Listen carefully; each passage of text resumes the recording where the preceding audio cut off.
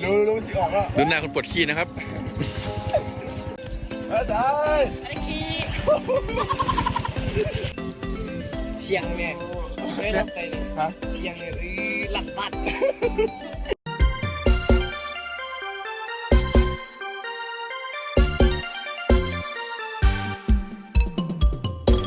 ดูตุนเป็นยัง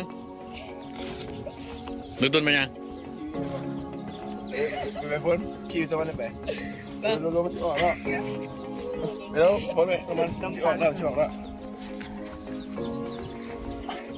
ที่ตุนเป็นยังนี่ ตกไม่รู้คิดเนี่ย แล้วตกลมนี่มึงคิดว่าหลุดลงมาเนี่ยเอาเร็วมันจะออกแล้ว ดูหน้าคนปวดขี้นะครับ เร็วเบามั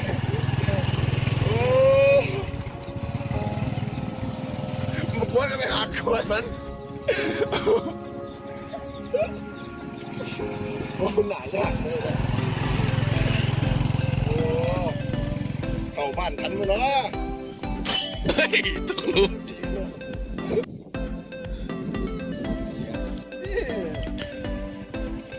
อาจารย์ อันนี้ขี้ เอาใส่ก้อนเกิน